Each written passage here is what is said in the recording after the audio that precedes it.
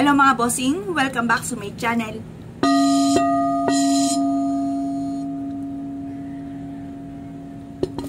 Kayo po ba mga bossing ko ay isa sa mga naniniwala at mahilig sa mga pampaswerte? Alam niyo po ba mga bossing ko ang mga ibig sabihin ng tatlong kulay po natin mga bossing? Kagaya mga bossing ko ng gold, ng silver, at ganoon din ang copper or kaya po ay rose gold. Yan po tatlong yan ay makakatulong po sa atin mga bossing upang sa ganoon ay higit tayo na maka-attract ng swerte. Ngayon pa mga bossing, unahin po muna natin ang gold. Kung kayo pa mga bossing ko ay lagi may problema tungkol sa usapin ng pera, mainam na kumuha po kayo ng barya na kulay gold. Or kaya mga 5 piso na gold yung luma po natin mga bossing. Or kaya yung 25 sentabo po natin na luma na kulay gold. Or kaya ay alahas mga bossing ko na kulay gold. Yan pa mga bossing ko ay for wealth and for abundance and protection mga bossing. Ngayon pa mga bossing, kung ikaw ay laging walang pera, kumuha po kayo ng ganyang barya ng aking nabanggit at ibilad po ito sa sinag ng araw.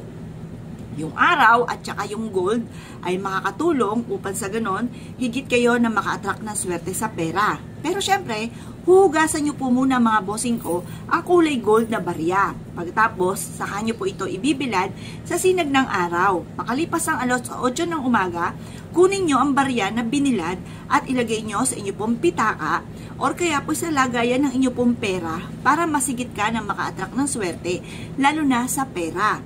Isa po yan sa mga sikreto. Pero syempre, hindi na natin isisikreto po yan mga bossing upang sa ganun ay magawa nyo rin po ito, lalo na kung may problema ka tungkol sa usapin ng pera. Yan. Yan po yung una natin, yung gold.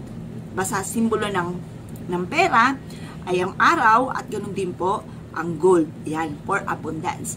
Ngayon pa mga bossing, ito naman yung kulay silver po natin. Kung napakailap sa inyo ng swerte mga bossing, kahit anong gawin po ninyong kayod ay parang sa wala't wala.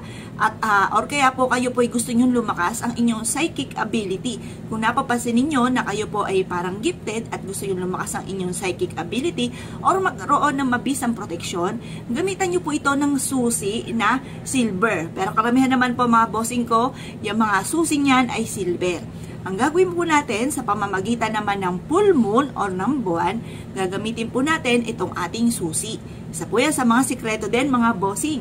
Yan po ay mabisang proteksyon at pampalakas ng psychic ability para layuan ka rin at hindi ka talaban ng mga negatibong enerhiya. Yan po, pasensya na po mga bossing at nangangati ang aking lalamunan mga bossing. Yan po mga bossing, ang silver at ang buwan ay makakatulong upang sa ganon, mas lumakas ang inyong psychic ability or kaya po ay mas higit kayong makamagnet ng swerte, lalo-lalo na tungkol sa usapin ng pera. At para kayo ay hindi talaban ng mga negatibong enerhiya, kagaya ng mga gumagamit ng kaliwa. Kung wala kayong mga silver, kasi takot ang mga gumagamit ng kaliwa ng mga negatibo sa silver. Kaya protection po natin yan sa lahat. Ultimo sa mga, halimbawa, saan man kayo tutungo para kayo ay laging maligtas, kailangan nyo ng silver. Yan po isa sa mga sikreto ha. Kaya pag dumating po ulit ang full moon, yan po ay maghanda ka na ng susi na hindi namang ginagamit pero malinis, wala pong kalawang. Yan ang gagamitin po natin ng pagbibilad sa pamamagitan ng full moon. Yan. Ngayon pa mga bossing, ito naman yung ating rose gold, yung ating copper mga bossing. Ang copper mga bossing ko ay makakatulong upang sa ganon ay lumakas ang inyong karisma. Upang sa ganon ay masigit po kayo na swertihin sa inyong pong buhay. Makakatulong po ito upang sa ganon kayo po ay masigit na maka-attract ng kasaganahan. Halimbawa naman, pumili kayo ng rose gold or copper na baso. Yan ay madalas nyong gagamitin, lalo-lalo na kung nais ninyo na makatagpo ng tunay na pag-ibig or higit na maka-attract na swerte, lalo-lalo na tungkol sa usapin ng pera. Kaya mas mainam, mag-search ka na ng mga rose gold, mga bossing ko, na baso, ng mga mug.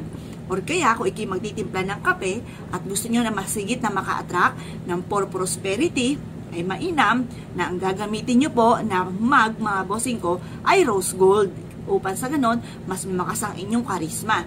Kung kayo po ay napapaisip at kawikaan po ninyo'y, anak ko, hindi ko na kailangan lumakas ang aking karisma dahil ako ay matanda na.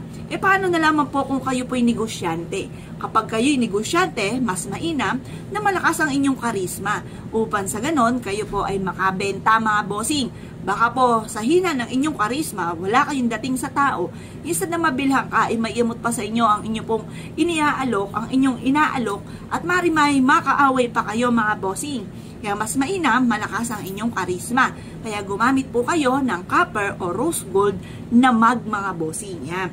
Kaya ayan po yung maganda na yan ang gagamitin na pantimpla ng kape mga bossing. O siya mga bossing, maghanda na kayo ng mga gold na barya or kaya po ay susi na silver at rose gold mga bossing ko na mag. Yan po yung makakatulong upang sa ganon, masigit ka na maka-attract ng for prosperity, lumakas ang karisma at laging swertihin sa buhay.